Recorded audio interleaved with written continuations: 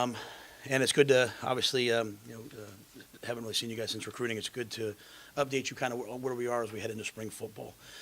I'd like to begin. I know he's not here, but by saying happy birthday to Dave Campbell, who has his 93rd birthday today. And so he graduated Baylor in 1950, and he's been a special guy. I always appreciate when he comes by the office to see me. I always appreciate his questions, his insight, and we would certainly look forward to seeing him again. But happy birthday to you, Dave.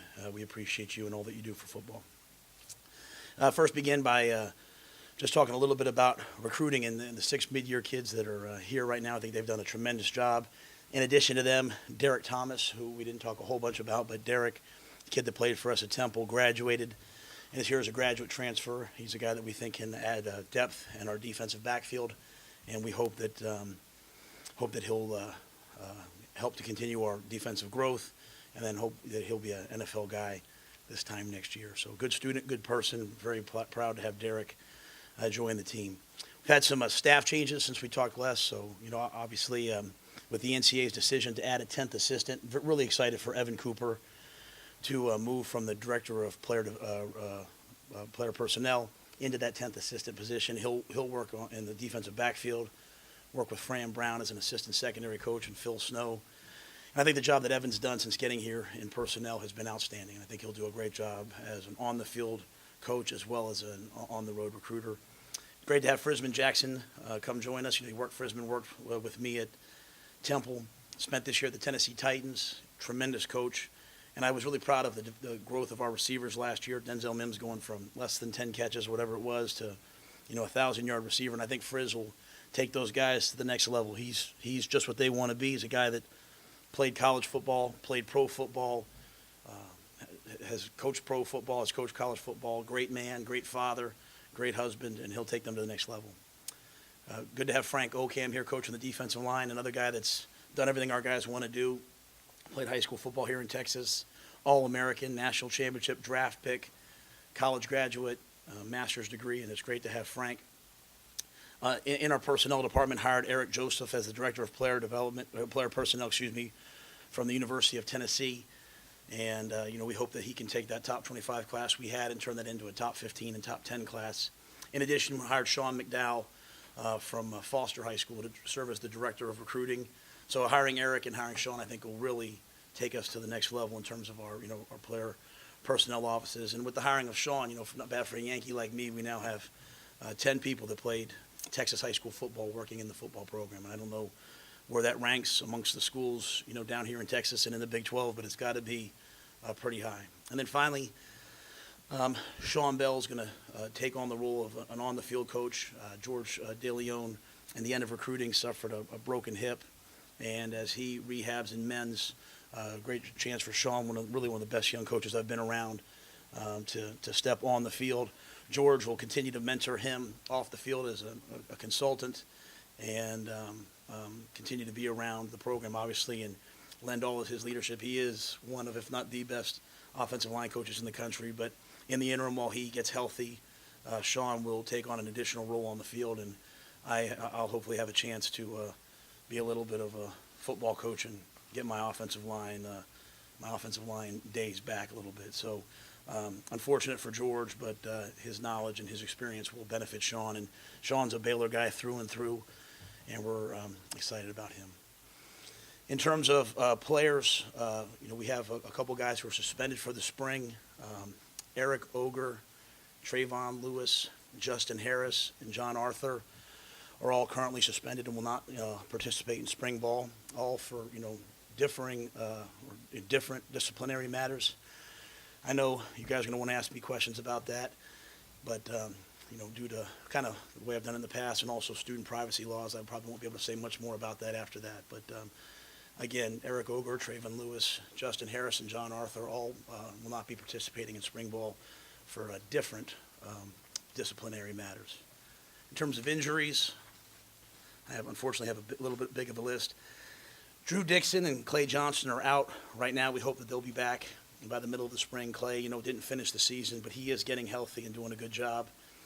Blake Blackmore, Kyle Boyd, shoulders after the season, and so they'll both be out for the spring, but we'll be back for the season. Drew Galitz, Gavin Holmes, Obviously, they tore their ACLs, as did Chris Platt. They're all making great progress. We fully anticipate them being back for the season, but they obviously will not be out there for the spring.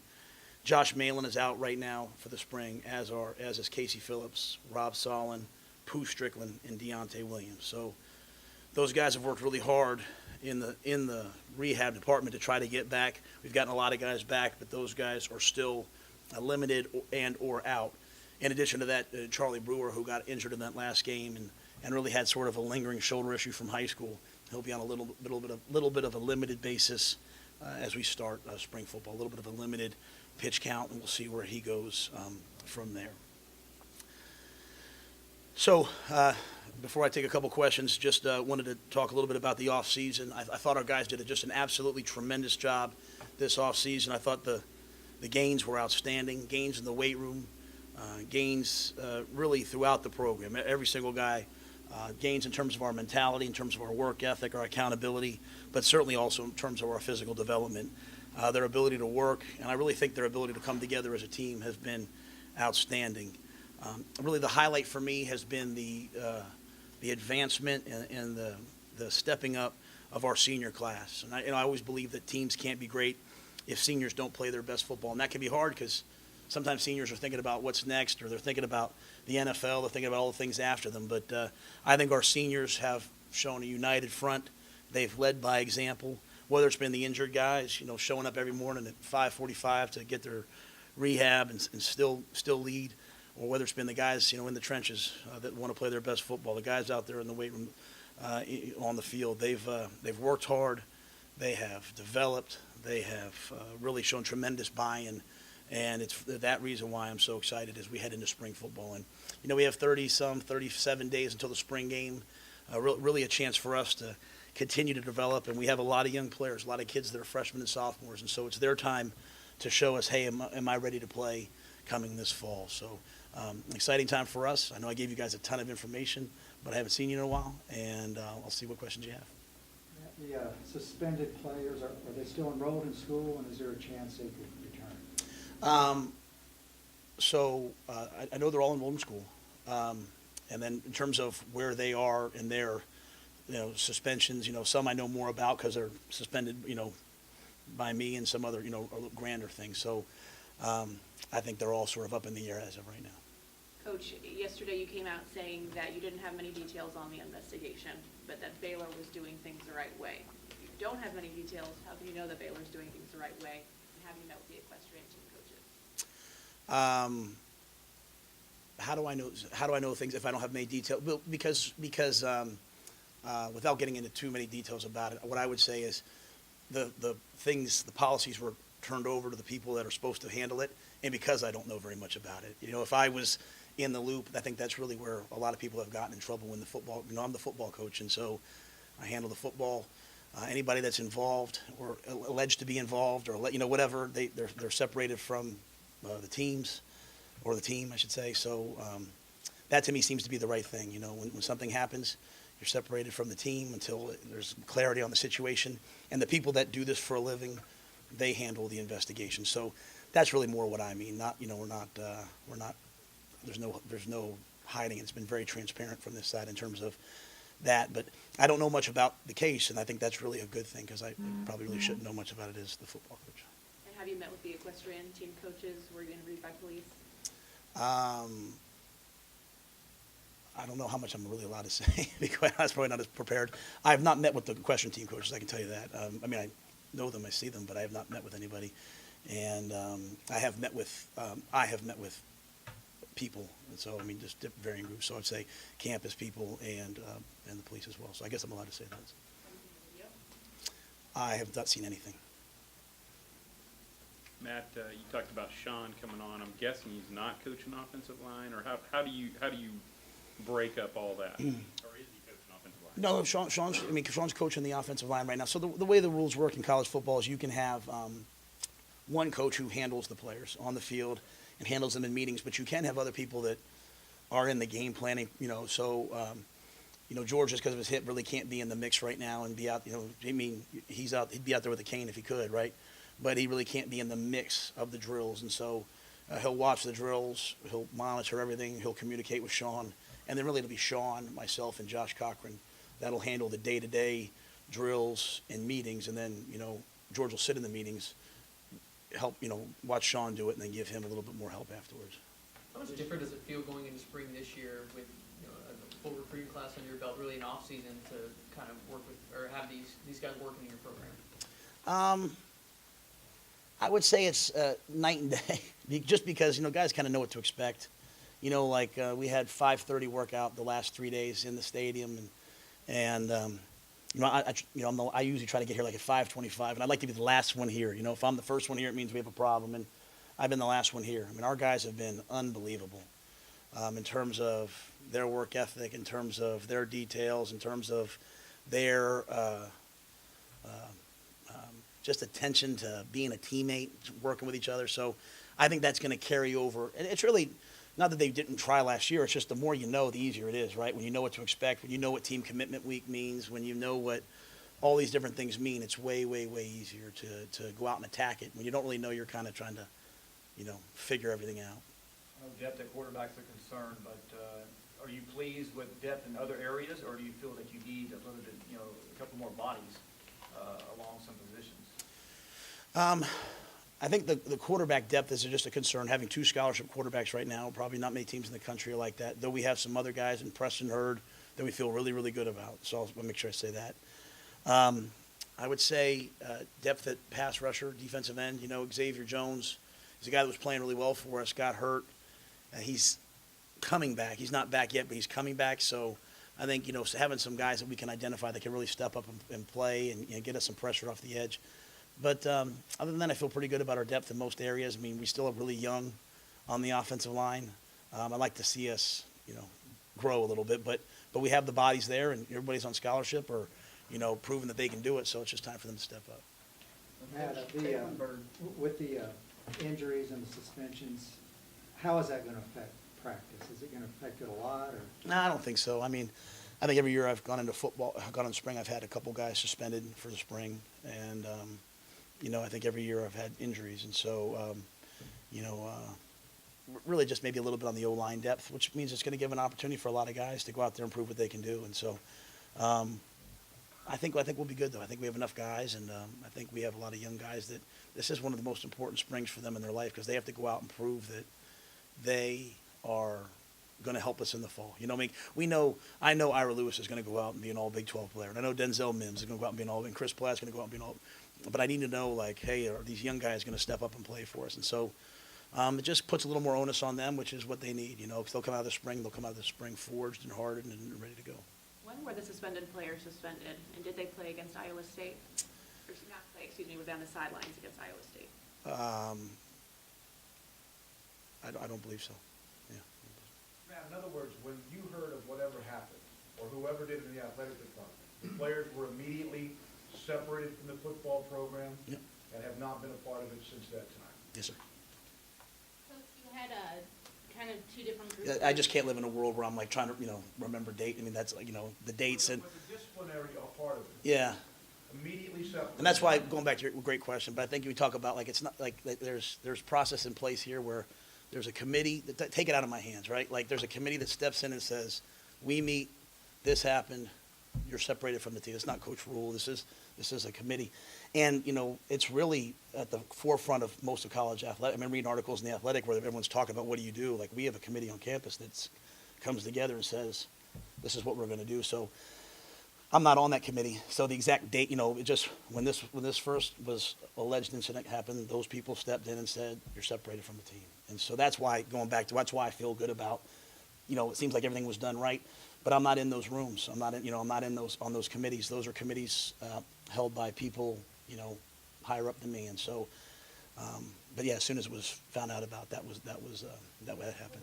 Suspended then, or just separated? Are we talking about It's 2 the different same, things? yeah, same thing. No, same thing. Yes, ma'am.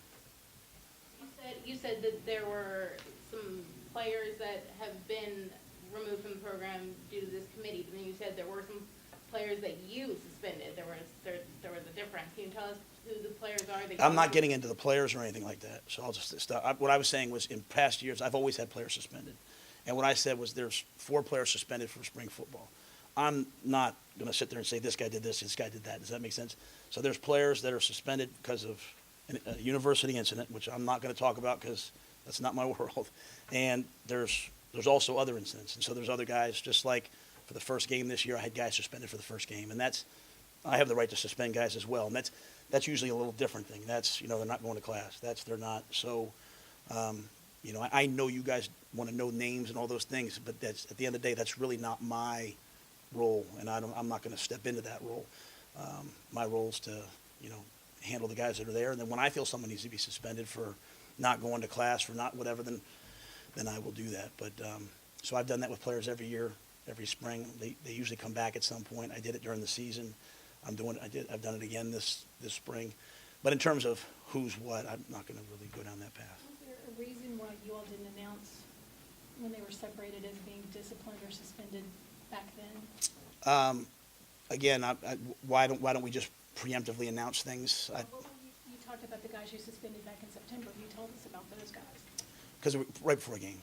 Yeah, usually if someone's going to play before a game, I'll say, hey, they're suspended. So. Yeah, you're trying to develop the offensive line depth. Malin and Blackmar, you kind of know what they can do. So maybe does that not hurt as much, knowing that you kind of know what those guys can do, but you're still trying to develop that offensive line? Yeah, I mean, Rhule Morgan's a guy that's played a lot of football, played at Clemson. But, we feel good about Blake Blackmar. Pat Lawrence is a senior. I mean, we'll work him, but we won't throw him to the fire. He's got so many reps. And you'll see a lot of guys that are veteran guys that have had 2,000 reps in their career. I think that's the number Urban Meyer uses. They won't get as much work as maybe some of the other guys. But, Blackmar doesn't really need to go out there. He just needs to get healthy, and same thing with Malin. So certainly lessons to blow. But, I think it's an opportunity for the young guys to go out and prove, hey, what can I do? What can I do? How, am I ready to play or not? And for them to then see where they are and then, come back in the fall and hopefully improve, because we'll need some young guys to help us, on the offensive line. Casey come in hurt? Was he already? Yeah, Casey was hurt in high school. And, several of these injuries were injuries from guys from a couple years ago. And I think just collectively, the medical staff just wanted to clean some guys up. So, but yeah, Casey got hurt in high school, finished out his high school career, banged up, knowing he was going to have surgery, then had the surgery right afterwards. Matt, do you expect all the injured guys to be back for the fall? Yep. There's always a change, but I pretty much assume that everyone will be back. Gavin Holmes with an ACL late in the season when he's back. The one thing I won't do is rush him back. Sometimes you read, hey, guys are coming back from ACLs in 6 and 7 months. I'd much prefer to have those guys be really healthy.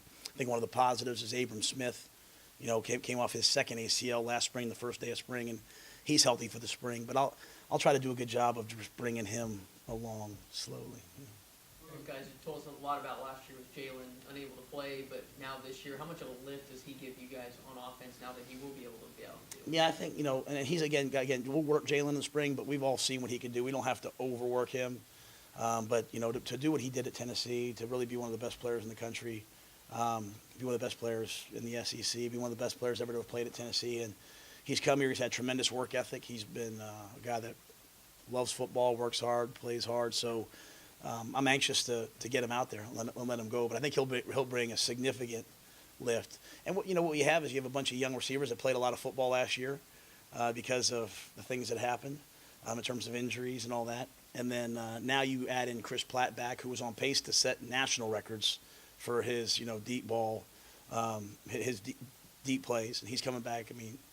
Freakishly fast. He's so gifted. And then you add in Jalen to guys like Tony Nicholson and Denzel Mims, who played a lot of football, and then the young kids. So I think that'll be a position of strength for us as we move forward. What kind of receiver is Hurd? Yeah. I'm sorry? What kind of a receiver is Jalen Hurd? He's a tailback at Tennessee, and he's converted to receiver. He's lost some weight, so he's obviously great with the ball in his hands. He's a big body at 6'4", 230, so he's a guy that versus bump and run, versus press coverage, you like to think that he can use his physicality to get off. But he does have great speed. He is 4'4" at 230, 235 pounds, and so I do think he'll give us a deep after the catch in terms of making somebody miss, and so hopefully Jalen will add to that.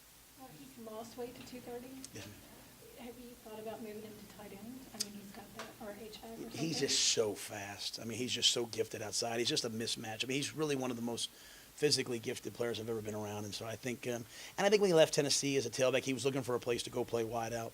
He felt like that was where his career would go at the next level. He's a high draft pick at tailback, but long term, I think he thought he was a wide out, and I don't disagree. So. Yeah, he had already decided to switch to receiver before he transferred here. Yeah, they was Then looking at you the- didn't try to talk about it. No. I think he's a great receiver. I think he's one of those kids who could do a lot of things. How big of an impact can Lockhart make? I hope so. I mean, I think last year, as you're going through a tough year, one of the bright spots was a lot of the guys on the scout team.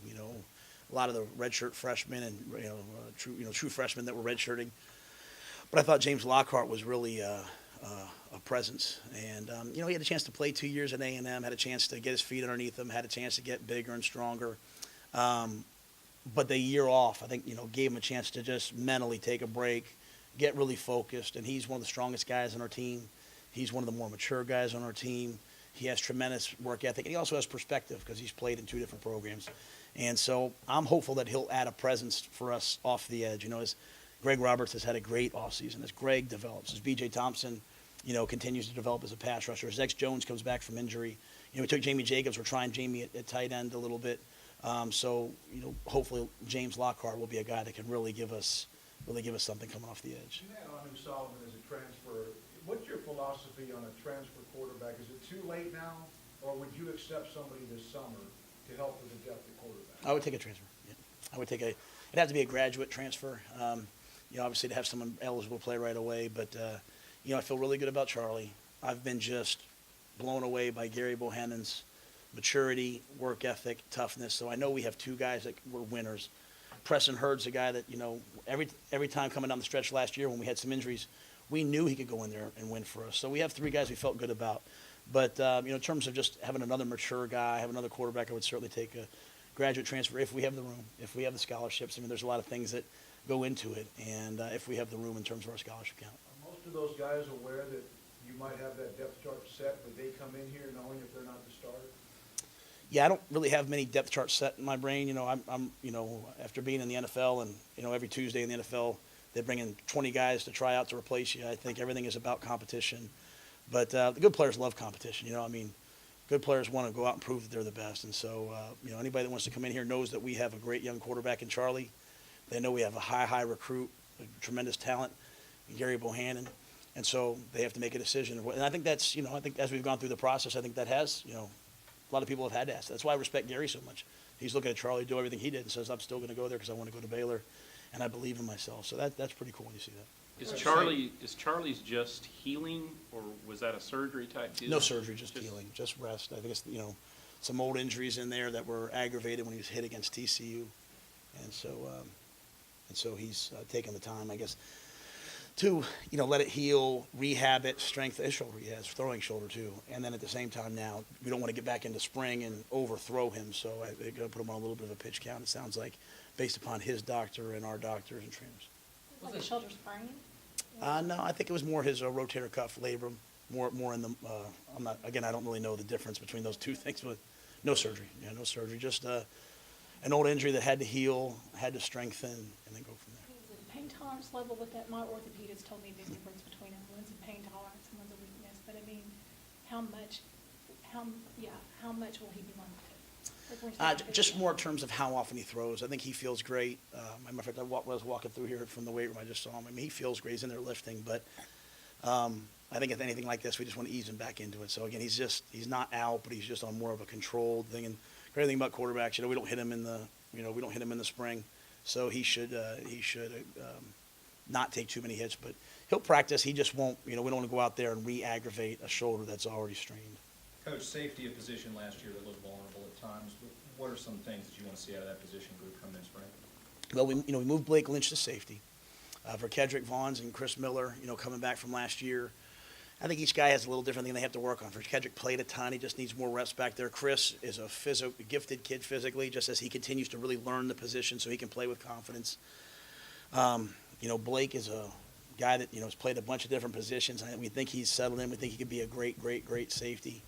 And then, we have some other guys that we think can help us, and some young players, about Christian Morgan and JT Woods. And so we try to always play a couple of different safeties, especially in this league of the Big 12. There's such great wideouts. You want to make sure you have some depth back there. But I think the biggest thing for us to improve on at safety is our tackling. Really, the number one, as you go back and watch us last year, the number one thing that hurt us on defense was missed tackles and giving up big plays just because guys kind of not having tremendous awareness of what we're doing. And so they've worked so hard, our awareness, giving up big plays. You'll watch that, I think, go down significantly, but, can we tackle? And, you have to practice it to do it, but you can't do it all the time or else you'll always be hurt. So, we have to be really targeted with how we do it. And so I think adding those bodies, getting some young kids in there, really watching those other guys grow up, I think that'll be really good for us. And how do you foster balancing that, competition with the young guys, but also not overworking these players that you said have already gotten a ton of reps? I think you play the guys that you feel like, and there's not a ton of them, the guys you feel like, you know what, we have to be really careful with him just because he's played so much. I think you practice them in drills, you practice them in team, but when it goes to scrimmages and live work and all that, you don't play them quite as much. And you pull them out and let the young guys get a little bit more of the scrimmage work. And it really just comes down to how many reps you take overall. You can't go out there, luckily it's spread out over 40 days. So spring ball's 15 practices. You usually get a day or two off or a day off and a day or two off on the weekend. But I think the key is just to make sure that the guys like Ira Lewis, Ira has things he has to work on, things he wants to work on, but he doesn't need a ton of live reps. And Pat Lawrence doesn't need a ton of live reps. So we'll try to practice them, but we don't want to push them into the live reps. Coach, tight end last year, you kind of had to rate that for the O-line. Do you see Tecklenburg or Malin moving back, and what are your plans for tight end? I think Tecklenburg, first of all, Sam Tecklenburg is like one of the great stories on our team. And he has just developed into a leader and a tough guy, and I think he's going to be a great offensive lineman for us as our starting center. And so I'm excited about him. So I don't see him moving back at Malin, and he's 305 now, and so I remember we played Oklahoma State. It was a tough game, and I remember telling the team, Malin's out there fighting his tail off at 282 pounds, 284 pounds. He's 305 now, so his time's coming. So I expect Josh to go out there and be a real strength on the offensive line. So I think Malin playing on the offensive line, I think Tech playing at center have been really good things for us. In terms of other tight ends, Jamie Jacobs, like I said, we moved over. Tyler Henderson as a freshman redshirted last year. Down the stretch, I really thought about playing Tyler. I said he's ready to play, he's good enough to play, but I wanted to finish the year out for him, save his year and let him redshirt. So I think he's ready to go now. Christoph Henley is a true freshman that came in. Rob Solon played as a tight end last year, played in 4 of the first 6 games, got injured, so we were able to apply, get that year as a redshirt. So Rob will have 4 years left, but he's now kind of grown into an offensive lineman. He's in the 290s, so he'll be a 300-pound offensive lineman come this fall. With these suspensions and You knew what you with, stepped into when you came here. You knew what you stepped into. Do you think you're ever going to do a press conference where you don't have to talk about things off the field? Yeah, absolutely. But and I've had lots of press conferences like that. But these are the issues everywhere, and so this isn't a Baylor thing. This is our world thing, and so I willingly answer those questions. And it's always hard because again now I don't want to say the wrong thing, and I know you guys have a job to do. I want to be respectful of that, but at the same time I also want to make sure I don't I'm not trained to what to say, so I want to make sure I say I want to be very respectful of everyone involved. And so to me, justice is far more important than, what's thought of me or anything like that. So, but I think great days are ahead, great days are here. And, but in college football, in college athletics, in college, in the world, in the Grammys, these are major issues. And so I don't think any of us should run away from them. I'm watching the Emmys, the Grammys, whichever one it is, and you're watching all the movements, Me Too movement. This is what we all should be talking about. And so I'm willing to do it. I just don't want to make sure I do it in a respectful way. So. with these suspensions, you've also had 2 coaches be let go. Are you worried at all about the culture of the program? No, not at all. No, not at all. I think it's a great question. I appreciate the question. I think one of the hard things for me is this, and I probably, I will say this.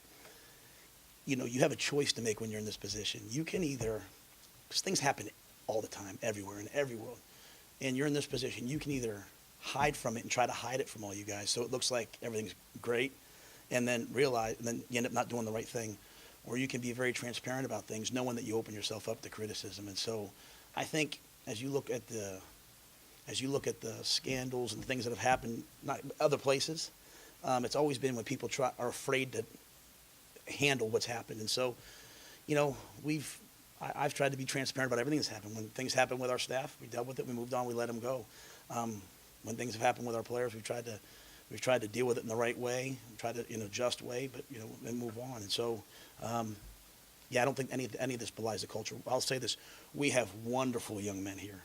And we have wonderful guys that are in the community. We have wonderful guys that are doing things right. And as a program, I mean, we've gone so far to educate our young men about what you, more so, I mean, people are coming in and writing about what, even as an athletic department, a football program, what they're doing. They're saying, look how much education, look how much they're doing. You know, Neil Irvin from Men Can Stop Rape, the Clary organization, all these people are coming in and educating our young men. And so that's our job, is to educate them. And then when something happens, it's our job to deal with it justly and not try to hide it and be afraid of what people are going to write, but just to then go out there and handle it, you know, justly, knowing that, you know, people are going to say things, and I get all that, but that doesn't mean there's a bad culture. There's bad culture when grown-ups, when kids do things and grown-ups hide them, and nobody's hiding anything here. And so that's why I know that we're doing things right, and I certainly understand the questions, and I don't, I mean, I knew they're coming, I appreciate them. But I will say, we have 120 guys, and we have 120 guys, you know, a bunch of them doing things right, and so if something happens, and I don't know what happened, you know, so that's why I hate to comment it. That's why I really, you know, but I can say that the suspensions happened. Not saying anybody did anything wrong, but we're just going to separate people from the teams until we know, from our team until we know, you know, what happened and justice can be, you know, served. I kind of thought about kind of what she asked earlier, maybe letting us know when those things happen ahead of time instead of you having to respond to us coming now. Yeah, I always think about it like, you know, well, it's part of it's globally, but I think at the end of the day, like, I'm really deeply not, I mean, I'm concerned, but it's not really about what people think. It's really about, at the end of the day, did we do what's right? You know, really, justice is way different than how people perceive you. And so at the end of the day, when you shine a light on me, and you shine a light on a program, when we found out something happened, did that suspension, or did the right things happen? If the right things happen, then everything else is just us trying to be, you know, publicity oriented. And so that's my job, is to mentor young people, to teach young people, and when something happens, to turn it over to the people who it's responsible for. And all those things are happening. So that to me is just. And so I feel very good about us being just. And really, at the end of the day, history will look back on all of us and say, not were you popular, not did people like what you did, but were you just? And so I'm not perfect. We made a ton of mistakes every day, everything I do. But I feel like as a program, in this situation, we were just. And I just don't ever feel like it's right for us as grown-ups to start publicly putting young people, college students, business out there until it's time. And that's not my decision. I'm not, you know, in charge of all these things, but I just don't, you know, that's other people. But it is our responsibility to make sure that things are being held and to the right standard and sent to the right people, and those things are all happening, so. Coach, for the sake of transparency, you listed 4 players, which we appreciate, but like I said, you separated the groups. In the sake of being transparent, why don't you tell us the players that you had control of and suspending for not going to class or for whatever reasons that is? We don't need that, but why don't you? Very fair question, because at the end of the day, I've never done that before. You know, I mean, like, and so I'd be changing. You know, to me, I've always very simply said these guys are suspended and moved on. And I know we're all going to leave here. I have to leave. I'm going to see those kids or other kids. And at the end of the day, I don't feel like it's, when I go to bed tonight, I don't want to be the one that's putting people's names in the newspaper. Everyone else can do that. I want to feel like when I go to bed tonight, that when things happened, I turned them over, well, not me, but we as an athletic department turned them over to the right people. We did the right things, but I don't want to feel like I'm putting kids' names in the newspaper. And so. But in all fairness, you just did. You just named 4 people. The same way I've always done it, right? I'm just saying in this case, people are asking me to differentiate what I've done before, and I'm just kind of a person that lives kind of very the way I do things is the way I do them. So in preseason, I said, hey, these guys are suspended. In spring, I say these guys are suspended. And I understand you guys have a job, trust me, but I really don't think the issue is me saying this. I think it's more just these guys are suspended. I know you guys will figure it all out eventually, right? So, but I just want to make sure the only way to handle these kinds of situations when you're a football coach is to do to have protocols and follow them. And so I try to have protocols and follow them. And I think I'm doing a pretty good job of standing here and answering a lot of questions that a lot of other coaches wouldn't. So I feel good about that. But I don't know that I just don't want to deviate from what I do, because then that would be me doing something different. I don't know if that's fair to all, the 120 guys I have. 2 of them are accused of sexual assault, and the other 2, I'm assuming aren't. I'm not getting, like I said, I'm not getting it.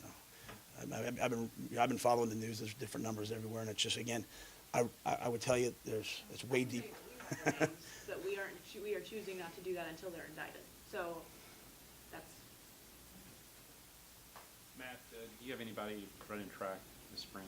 Raleigh Texada is running track, and, Came in? no, they're not really doing it right now. So maybe when we finish football, they will. But I think Taekwon will eventually run track. I think he just came in and so light, and then we're so light at receiver. I think he's put on some weight. And I think, kind of a weird press conference, just thinking about guys, Taekwon Thornton, man, what a blessing he's been to the program. And I think he'll pick up, learn a lot from Chris, learn a lot from Pooh, learn a lot from those great receivers that we have that are older guys. I think he'll end up being a great player for us.